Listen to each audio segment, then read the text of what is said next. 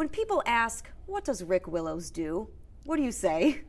So I smoke for a living. Smoke meat. Smoke meat, that's correct, yeah, exactly. So we have a restaurant, and then we have our barbecue sauce line and all the Hy-Vees and fairways in town, and then do a lot of catering also. So, and we're out in the community quite a bit throughout the year and do lots of things that way. How did Smokin' Butt Barbecue begin?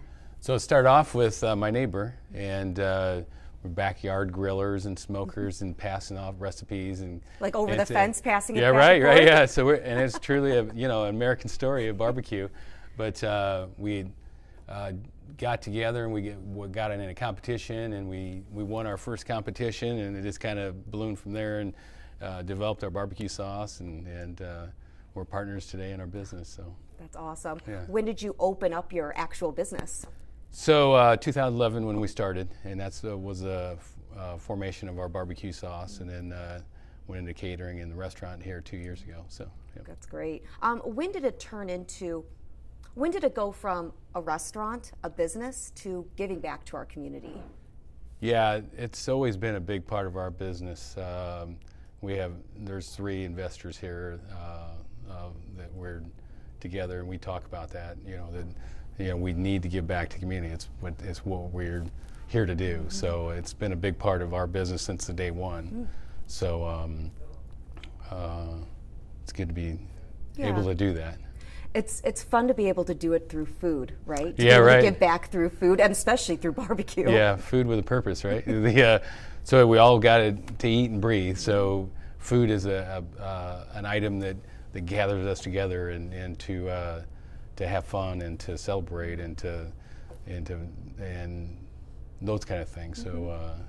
So it brings people together. Talk about some of the things that you've done in our community through food. So unlike a lot of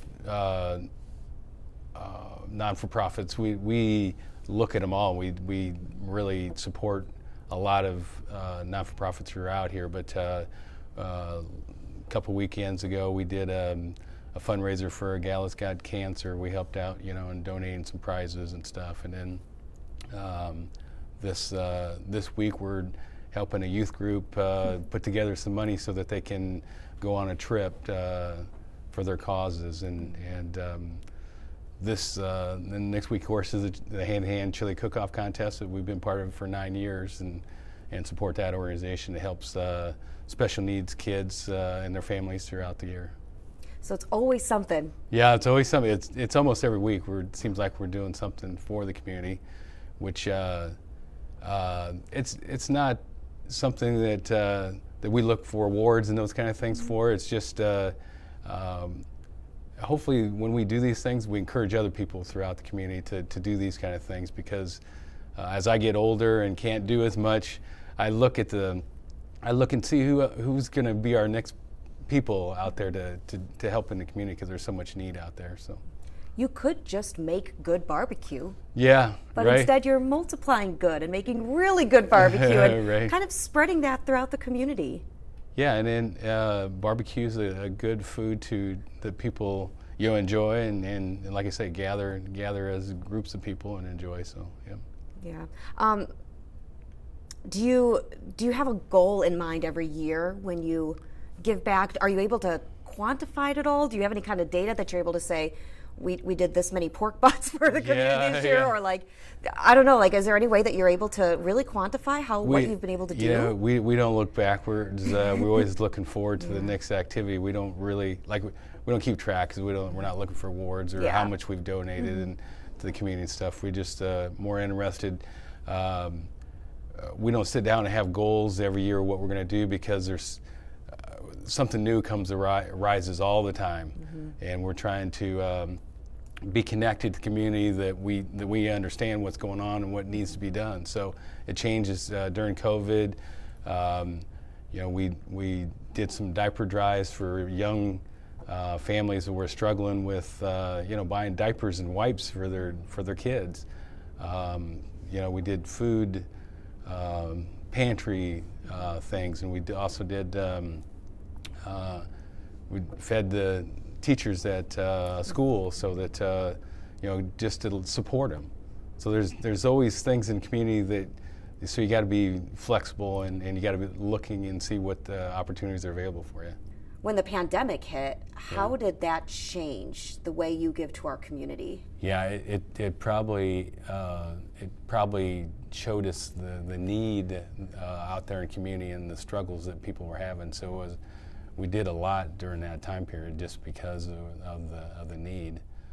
But and it wasn't just barbecue, like you mentioned. It was diapers, it was wipes. So yep, and it was people struggling for having food on their table. So I mean, we did what we could. I mean, it was and hopefully that what we do encourages other people.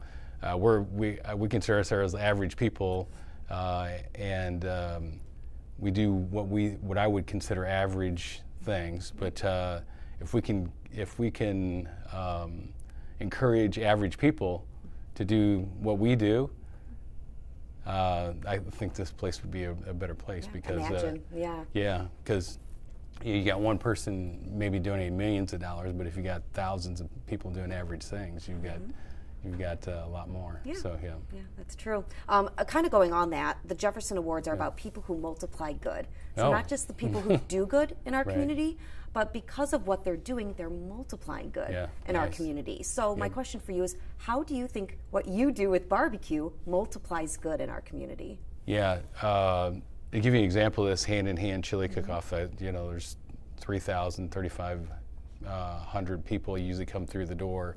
So it gives those people the opportunity to see what kind of activities Hand in Hand does and to support that group throughout the year. So that's kind of what's important, and they understand that by us, because we made this barbecue chili the first year, and we knew how important it was.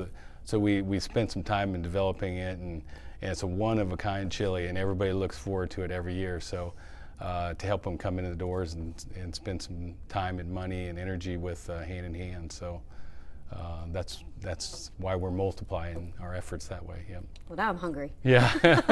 Now I am hungry. My mouth is watering just thinking about it. Yeah. So our barbecue chili is truly barbecue. So it's got pulled pork, it's got ground beef, it's got ground pork, it's got bacon. It's got Hershey's chocolate bars. And always the cocoa in there. Yeah, the cocoa, that special ingredient. I know about that, It's got our barbecue sauce in it. Of course. So it's unique. That's awesome. And it's loved by many people in the Quad Cities. So I think that's a great example of multiplying good. I think the other one, I think just the idea of people, so you'll cater or give food to, let's say, this benefit for the girl with cancer. Yeah.